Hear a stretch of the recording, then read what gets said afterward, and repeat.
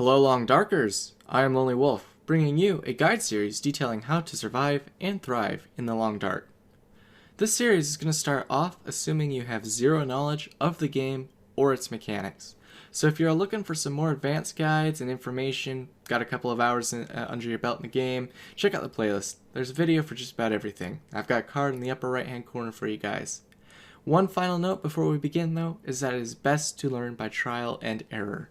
There is a lot of charm to the Long Dark that comes from discovering it and its world for yourself. To that end, this series will not have large spoilers or confirm map knowledge or any other special information like that. Rather, it aims to supplement and kickstart your experience so that you can avoid a few new mistakes and start off on the right foot to success. Life is never guaranteed in the Long Dark, but after completing these guides, you'll be surviving in no time. If this is your first time in the Long Dark, you're going to have just about zero knowledge about anything that's going on. So if this is your first game, the number one priority to keep in mind is, other than wildlife, cold will kill you faster than anything. To that end, pick a direction and start moving. Even though you probably have zero map knowledge, you're just going to have to start forging ahead. One tip that might help you out right here, right now, is kind of follow the areas where it seems easiest to go. Don't go charging up cliffs or down ravines. Kind of stay with the flow of the land. As long as you stay in an area where the grade seems to be similar, maybe flat, maybe a little inclination, maybe a little, decline, stick with that. You'll most likely come to shelter very quickly. You don't want to be checking out your inventory or anything else during this time. You can enjoy the scenery as you move along, but just keep in mind your first priority is to get to shelter. Depending on your experience mode, you'll be freezing faster or slower than you might be in a more difficult scenario. The game starts you off with 4 experience modes. You've got Pilgrim, Voyager, Stalker, and Interloper. Interloper being the hardest, Pilgrim being the easiest. Once you select your experience mode and pop in, you've got to get moving. When you find shelter, the first thing you need to do is to loot that shelter. All you gotta do is click to open doors, open containers. Sometimes there will be items just laying about. All you gotta do is pick them up. And we'll cover your inventory screen and all the other UI components in a future episode to get you the entire rundown on those. But for now, the number one priority to keep in mind is shelter, shelter, shelter.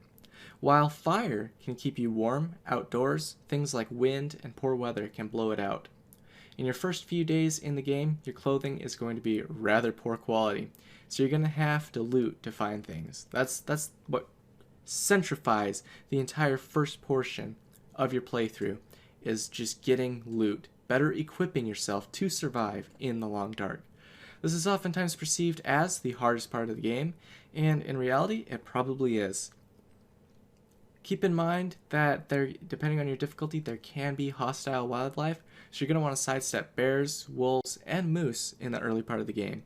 You're not going to have any weapons to be able to fight back, and they will eat you, and it will hurt a lot. Sometimes you can even die straight off, so it's best to avoid them at all costs. Once you find your location and you loot it, you can decide whether or not you want to stay put or move on. There's kind of a balance in the early game here, and that is moving too fast versus moving too slow. You want to find the right balance.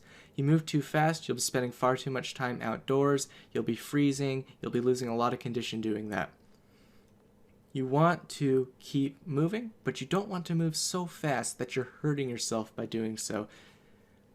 If you get caught outdoors in a blizzard or poor weather and you don't have a lot of loot or any ways to start a fire, you're going to be up creek without a paddle very fast. However, if you stay in one location too long, you can exhaust all the resources in that locale and then be out of luck. You're going to have to start moving then, and you may have poor weather or other disadvantageous situations to deal with at that point. There's a fine balance to strike, and there's no one-size-fits-all solution to that. Now, a quick little rundown here to help you out. There's a few things that are largely important to keep track of, and the game makes it very easy to do this. The game comes with a minimalist HUD, which means you pretty much have the entire screenplace free and clear of any distractions, but you can bring up your stats by pressing tab, and it'll bring them up for a short time. First thing to keep in mind, in the bottom left-hand corner of the screen, represented by a bar and a heart shape, is your overall condition. Once this reaches 0, you're dead. Out of luck. Sorry, pal. The Long Dark comes with permadeath, so if you actually manage to reach 0, your run's erased. The other things to keep in mind are the 4 little stats at the middle on the bottom of your screen. You'll have fatigue, thirst, hunger, and cold or temperature. Out of all of these, as I've said before, temperature will kill you the fastest. You can starve and dehydrate yourself for a fair amount of time without any serious repercussions, but it's always best to keep these topped up, as soon as these stats hit negative, it'll start hurting your condition. Now, you want to keep your fatigue up as best as possible as well, and you recover that by sleeping, because there's a lot of things that are dependent on fatigue, but if you're feeling reckless, or like you just want to be a night owl, you can kind of leave that in the red for a while, but I would highly recommend against that. Obviously, as cold kills the quickest, you're going to need to be looking for fire starting materials and wood to build fires. Oftentimes in the early game, you cannot just spend all your time at one indoor location and you'll have to move about. And sometimes you'll be in a position where you cannot reach shelter quickly and you need to warm up quick. That's where fires come in handy. We'll cover that a little bit later on. We're continuing with our UI breakdown real quick here. In the upper right hand corner of the screen, you'll see what looks like a sun and a moon dial, and they'll rotate around based off a horizon line. Now, they don't exactly correlate 100% like you might think they would. The sun actually kind of has to be a little bit above the horizon line by almost an entire icon of it for it to actually be morning. And that sun can kind of dip down below the horizon line before it's night, so keep that in mind when it comes to the clock. In the middle top of your screen, you might see it, you might not, depending on your location. If you are sheltered from the wind, there will be a little shield icon with a swirly-do in the middle of it. This means you're sheltered from the wind. Wind chill is a mechanic in this game, and it will cool you off far more than you're willing to. Beyond just the base air temperature and the ambient temperature surrounding you, wind chill will make you even colder. So you can travel in sheltered areas to keep that wind chill off of you, and you'll see that shield icon up there when that happens. Another thing to keep in mind is if you're carrying any raw meat, guts, or other smelly objects, there is a scent mechanic in this game that will attract bears and wolves to you. It's represented by sometimes what people consider to be steam bars, if they're unfamiliar with the game, but there will be 3 of them, and they'll illuminate or highlight one by one. If you have just 1, you're not that smelly, 2, you'll be a fair bit smelly, and 3, you're a lot smelly.